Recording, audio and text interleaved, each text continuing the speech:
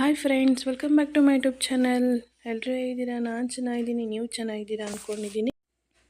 ಮೊನ್ನೆ ನಮ್ಮ ಅತ್ತೆ ಅವರ ಊರಿಗೆ ಹೋಗಿದ್ವಿ. ಅಲ್ಲಿ ಕೋತಿಗಳು ಬಂದಿದ್ವು. ನಾವು ಕಡಲೆಕಾಯಿ ಸುಲಿತಾ ಇದ್ರೆ ನನ್ನ ಮಗ ಒಂದೊಂದೇ ಕಡಲೆಕಾಯಿ ಕೋತಿ ಕೊಡ್ತಾವನೆ.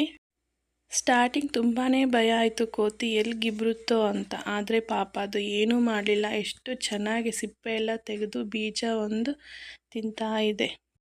ಹಾಗೆ ನಾನು ಒಂದು ಸ್ವಲ್ಪ ಕೊಟ್ಟೆ ಕಡಲೆಕಾಯಿನ. ಮತ್ತು ಕಡಲೆ ಬೀಜದ್ದು ನುಚ್ಚಿತ್ತು, ಅದನ್ನು ಕೈಯಲ್ಲಿ ಇಟ್ಕೊಂಡು ಕೊಡ್ತಾ ಇದ್ದರೆ ನೋಡಿ ಹೇಗೆ ತಿಂತಾ ಇದೆ. ನನ್ನ ಕೈ ಇಟ್ಕೊಂಡು ಅದನ್ನು ತಿಂತಾ ಇದೆ. ನೋಡಿ ನನ್ನ ಕೈನ ಎಷ್ಟು ಚೆನ್ನಾಗಿ ಹಿಡ್ಕೊಂಡು ತಿಂತಾ ಇದೆ. ನನಗಂತೂ ತುಂಬ ಖುಷಿ ಆಯಿತು ಅದನ್ನು ನೋಡಿಬಿಟ್ಟು. ನಾವು ಭಯ ಬೀಳ್ತೀವಿ ಕೋತಿ ಏನಾದರೂ ಮಾಡಿಬಿಡುತ್ತೇನೋ ಅಂತ.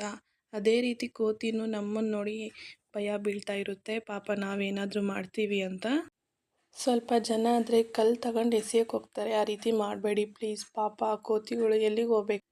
ನಿಮ್ಗೇನು ಅನಿಸುತ್ತೋ ಈ ವಿಡಿಯೋ ನೋಡಿ ಕಾಮೆಂಟ್ ಮಾಡಿ, ಲೈಕ್ ಮಾಡಿ, ಶೇರ್ ಮಾಡಿ, ಸಬ್ಸ್ಕ್ರೈಬ್ ಮಾಡ್ಕೊಳ್ಳಿ. ಬಾಯ್ ಬಾಯ್.